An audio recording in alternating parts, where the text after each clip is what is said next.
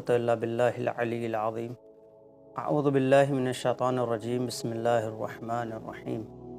الحمد للہ رب العالمین، الصلاۃ والسلام علی محمد وآلہ الطیبین الطاہرین، واللعنۃ الدائمۃ علی اعدائہم اجمعین۔ محترم ناظرین کرام، السلام علیکم ورحمۃ اللہ وبرکاتہ۔ ایک مرتبہ پھر آپ تمامی حضرات کی خدمت میں بعنوان حسن اخلاق پروگرام لے کر حاضر ہوئے ہیں۔ ہماری گفتگو مسلسل حسن اخلاق پہ چل رہی ہے کہ جہاں اہل بیت علیہ الصلوۃ والسلام نے انسان کو بہترین اخلاق کا مظاہرہ کرنے کا حکم دیا ہے، اور اہل بیت علیہ الصلوۃ والسلام ہمیشہ یہ چاہتے ہیں کہ انسان ایک بہترین زندگی گزارے، ایک بہترین حیات اس دنیا میں گزارے، کیونکہ جو حیات ہے وہ حیات طیبہ ہونی چاہیے، اور اس طریقے سے حیات ہونی چاہیے کہ دنیا میں بھی بہترین حیات ہو اور آخرت میں بھی بہترین حیات ہو۔ اور ممکن ہے اور ہو سکتا ہے کہ دنیا کے اعتبار سے اور دنیا والوں کے اعتبار سے دنیاوی حیات اس کی بہترین نہ ہو، وہ فقر و فاقے کا شکار ہو، وہ مصیبتوں کا شکار ہو، وہ یعنی مشکلات میں گھرا ہوا ہو، لیکن اس کے باوجود وہ پروردگار کی نگاہ میں ہو سکتا ہے بہترین درجہ رکھتا ہو اور عالی درجہ اس کا ہو۔ ناظرین، یہ جو شرف ملتا ہے اور یہ جو شرف ملے گا دنیا کو، وہ کیوں ملے گا؟ وہ اس لیے ملے گا چونکہ جب وہ اہل بیت علیہ الصلوۃ والسلام کے بتائے ہوئے طریقے اور ان کے بتائے ہوئے راستے پر چلے گا اور جو وہ چاہتے ہیں اس طریقے سے انجام دے گا، تو یہ مقام و منزلت مل سکتی ہے۔ محترم ناظرین، آپ کی خدمت میں ایک حدیث پیش کروں۔ امام رضا علیہ الصلوۃ والسلام کا زمانہ ہے۔ ایک شخص امام کے پاس آیا اور آنے کے بعد اس نے ایک سوال کیا، اور عجیب سوال تھا۔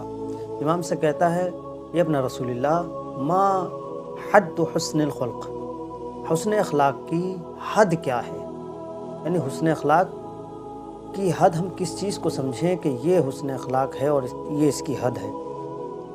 تو امام علیہ الصلوۃ والسلام ایک ایسا جملہ ارشاد فرماتے ہیں کہ واقعاً اگر اس جملے پر عمل ہو جائے اور اس جملے کو انسان غور سے دیکھے اور اس پر عمل کرنے لگے تو انسان کی زندگی کامیابی سے ہمکنار ہو جائے گی۔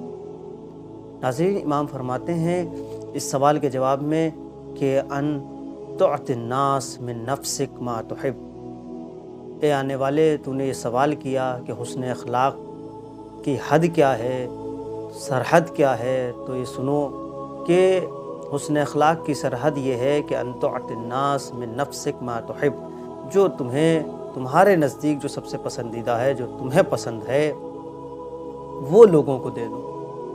تو ہوگا کیا؟ ان یعطیک مثلہ، تو تمہیں بھی اسی طریقے سے دیا جائے گا اور اسی طریقے سے ملے گا۔ تو عزیزان گرامی، یہ اور محترم ناظرین، یہ ہے اخلاق اور حسن اخلاق کی حد جسے اہل بیت علیہ الصلوۃ والسلام نے بیان فرمایا ہے۔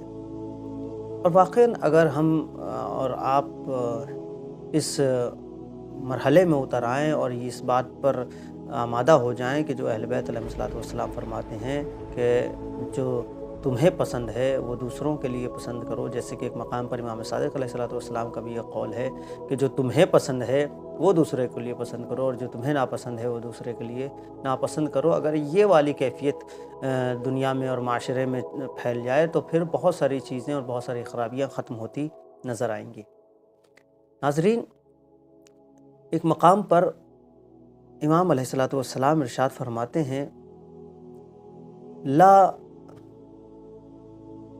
امام فرماتے لا یکمل المؤمن ایمانہ، مومن اپنے ایمان کو اس وقت تک کامل نہیں کر سکتا حتی تکون فیہ ثلاث خصال، یہاں تک کہ اس کے اندر 3 خصلتیں نہ ہوں، 3 صفت نہ ہوں، 3 چیزیں نہ پائی جائیں۔